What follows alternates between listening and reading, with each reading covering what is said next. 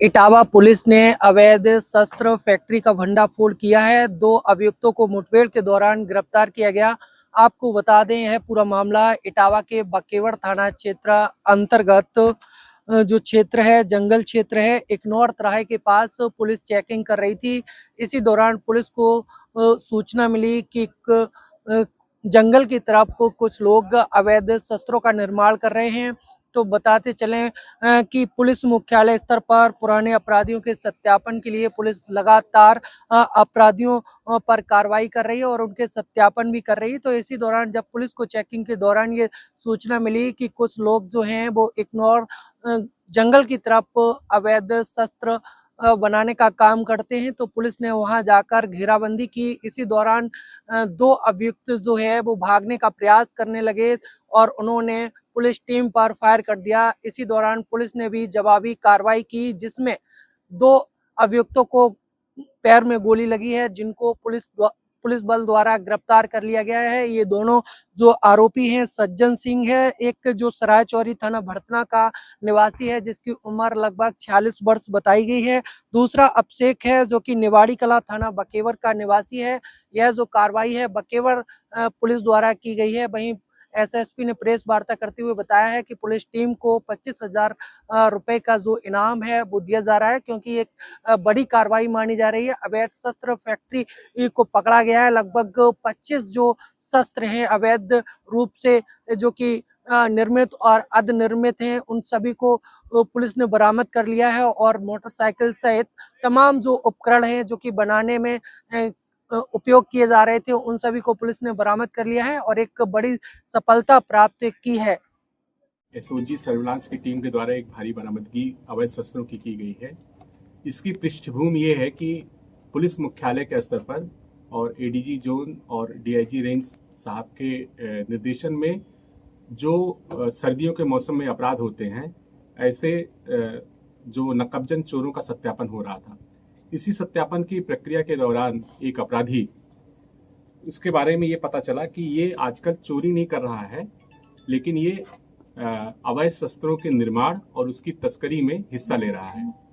इस पर एक सटीक आपराधिक सूचना के आधार पर जब रेड किया गया तो इकनौर का एक जंगल है बकेवर थाना क्षेत्र में, वहाँ इन लोगों से मुठभेड़ हुई और इनके कब्जे से कुल 25 निर्मित और अर्धनिर्मित अवैध शस्त्र बरामद किए गए। जो बरामदगी है वो 14 अवैध तमंचा 315 बोर का, 3 अवैध तमंचा 315 बोर का, 1 अवैध तमंचा 12 बोर का, 1 अवैध हथिया, 1 अवैध बंदूक 12 बोर की, 1 अवैध देसी रिवाल्वर 32 बोर की, 1 अवैध रिवाल्वर 32 बोर अर्धनिर्मित, और जो शस्त्र को बनाने में उपकरण प्रयोग में आते हैं वो भारी मात्रा में इनके पास से बरामद किया गया। मुठभेड़ के दौरान दोनों अपराधियों के पैर में गोली लगी है और वो घायल हुए। उनको प्राथमिक उपचार करा करके जेल भेजा जा रहा है।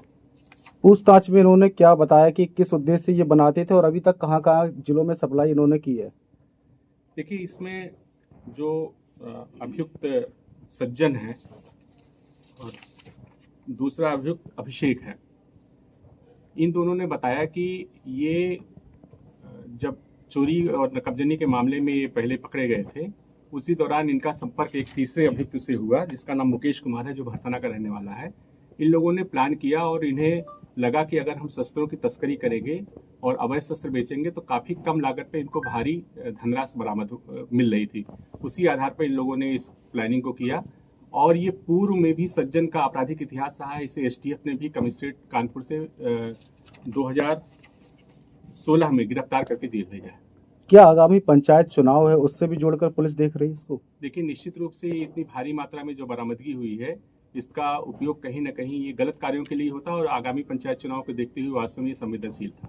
सर, ये लोग कब से शस्त्र निर्माण का काम कर रहे हैं, तो तस्करी कहाँ करते थे ये लोग? देखिए, अभी इन्होंने जो बताया है उसमें उसके आधार पर ये पिछले 3-4 महीनों से इस काम में लिप्त थे और इटावा के साथ साथ जो इसके अन्य जनपद हैं, औरैया, कन्नौज, यहाँ भी ये सप्लाई करते थे।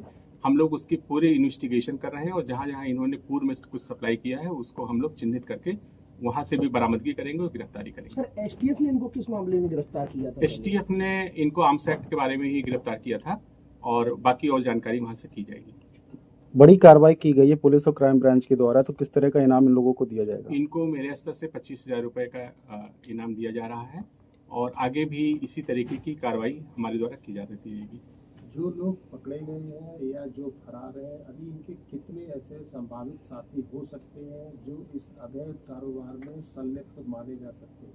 देखिए, अभी तो एक अभियुक्त का नाम पूछताछ में प्रकाश में आया है।